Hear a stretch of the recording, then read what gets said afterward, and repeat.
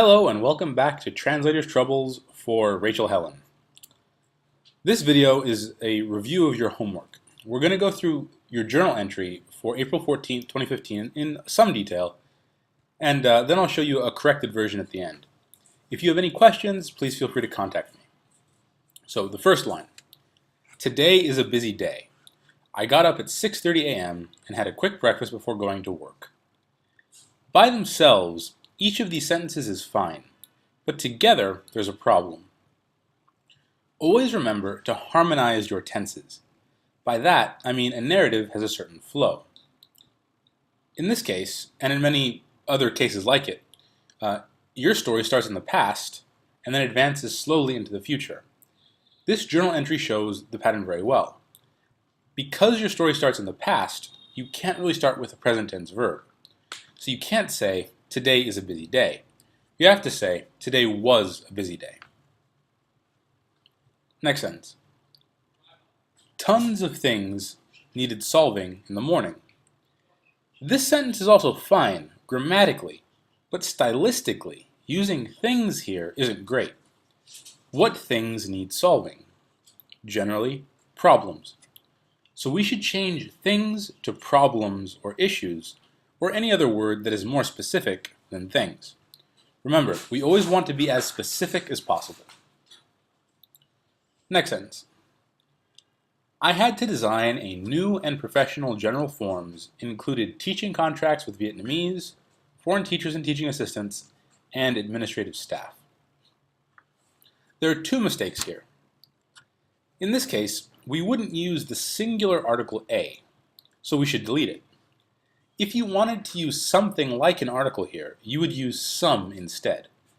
For example, you could say, I'd like a banana. But if you wanted more than one banana, you'd say, I'd like some bananas. Included is also used incorrectly, and it should be including. Remember that participles that end in ed are normally passive. For example, the boy was included in the discussion. Here, included describes the boy. You can treat participles in ed like adjectives that describe things, but that don't really take objects. Participles in ing, are usually active. So for example, the discussion covered many things, including how to make money. Here, although including does describe the discussion, it also takes the object clause, how to make more money. Next sentence. In order to design in an excellent form, I was trying my best to refer many forms from other companies to compare. There are a few problems here. First, we have the structure in adjective form. This phrase means to do something in a certain way.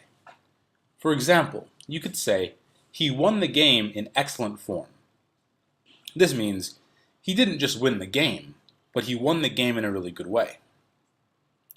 Or he played the tournament in bad form, meaning he played both poorly and in a bad way. What you mean here is, quote, in order to design in excellent form. So let's just get rid of in. Next, I was trying my best isn't technically wrong, but in general, we don't want to use more words than we have to. The present progressive should really only be used if you have a good reason to use it. In this case, because you're only listing what you did during the day, you should use the past simple. I tried. Finally, we need to look at refer versus refer to. When the verb refer takes a direct object, that is, a direct object without a preposition, it means to send someone or something to someone else. So I could say, I will refer my student to a different teacher. However, when you want to use refer to mean to look at or to examine, you have to use it with the preposition to. For example, I could say, I was confused about how to use the word refer, so I referred to a dictionary. This means I was confused, so I looked at a dictionary to find the answer. On the other hand, I could say, my student was confused, so I referred her to a dictionary. This means my student was confused, so I told her to look at a dictionary to find the answer. Let's review the biggest topics of this video. First, harmonize your tenses. If a story starts in the past, keep all the verbs in the past, at least until you start talking about things that are taking place in the very, very recent past or in the future. Second, remember that when a participle ends in ed, it is passive and used as an adjective that describes something. It also usually doesn't take an object. When a participle ends in ing, although it also describes something, it is active and can, and often will, take objects and or object clauses. For example, the girl was laughed at by the boys. Laughed is the passive participle of laugh, and it describes the girl. But in this example, quote, lightning striking the girl killed her. Striking is an active participle and takes the girl as its object. Third, try and remember to use the past progressive, all those was doing X forms, only when you have a reason to. The most common reason for using the past progressive is if you're setting the scene for some other event.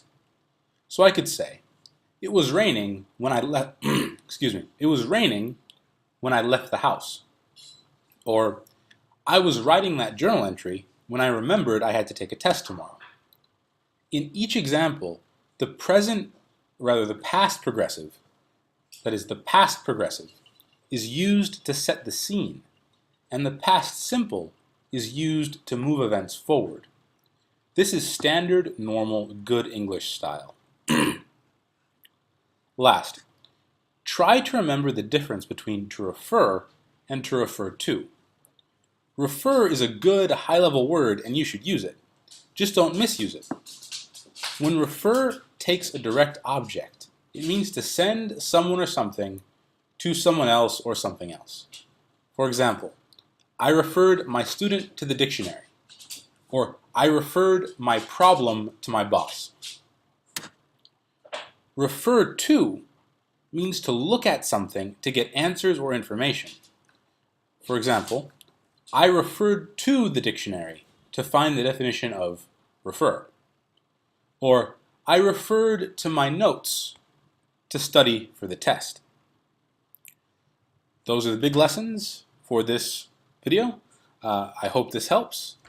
This has been Translator's Troubles for my student, Rachel Helen. Thank you for watching. See you in class.